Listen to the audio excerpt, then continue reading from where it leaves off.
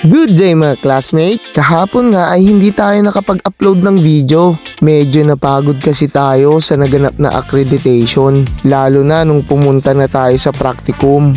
Siyempre, priority natin ang pagtuturo, kaya pati video, konti lang ang nakuhanan ko. Pati nga mukha ko habang nagtuturo, wala din akong video. Hindi bale, siguro maraming naman siguro silang natutunan sa amin. Isa na dun kung paano maging isang first referee, mga hand signals na dapat na nating tandaan.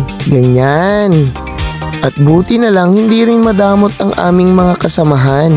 Nag-share din sila ng kanilang mga kaalaman. Yung iba naman, nag-e-enjoy lang sa paglalaro. Wala tayong players eh. Kahit ganun pa man, sinisigurado pa rin talaga namin na lahat ay natututunan. Kaya keep learning lang.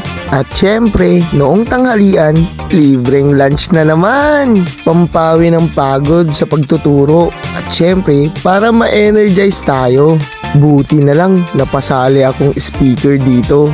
Chamba! At dumating na nga ang closing program ng hapon. Syempre, lahat atat para makuha ang sertifikasyon. Nakonsensya patuloy ako dahil ako ang pumili kay sir para sa reflection. See you sa next accreditation. Pagkatapos nun, ginabi na tayong nakauwi. Ay. Kinabukasan, back to school na naman. Eto nga't presentation na ng output nila sa subject ko. Hindi ito natuloy nung Friday dahil sa pabasa. Pero ngayon ay tuloy na. Tara na at manood ng output nila. Ballroom dancing ang para sa grade 9.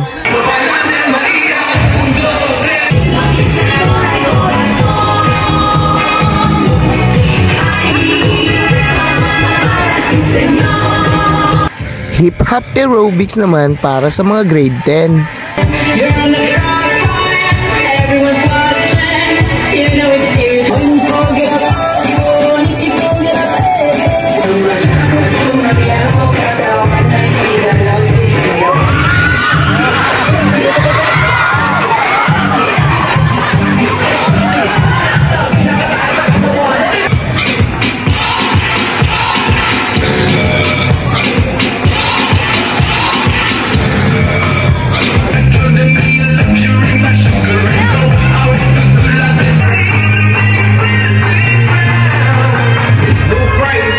Dance remix naman para sa mga grade 12. Kombinasyon ng ballroom dance, hip-hop dance at contemporary dance.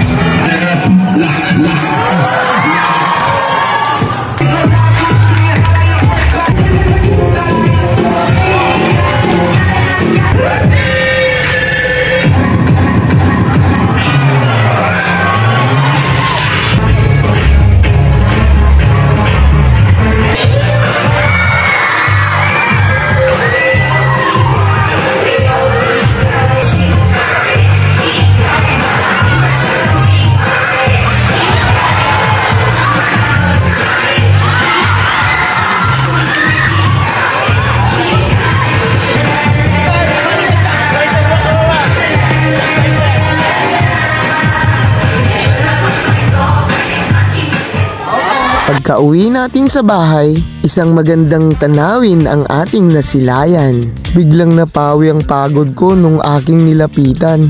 Ewan ko ba kung bakit biglang kumakalam na ang aking tiyan. Mukhang mamaya ako ay mapapalaban. Sadya nga namang ito'y nakakatakam. Andyan na at gusto ko na nga silang tikman. Kaya nga dyan ako'y takam na takam. Ay naapo, nag-iimasin na yan.